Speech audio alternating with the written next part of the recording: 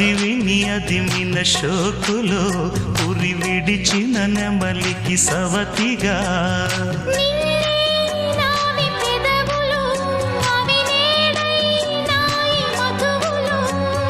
రెండు నాయి తనువులు అవి రేపవ్వాలి మనువులు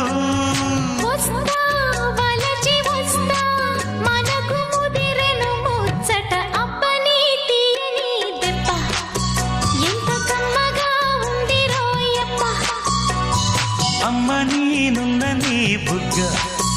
ఎంత లేత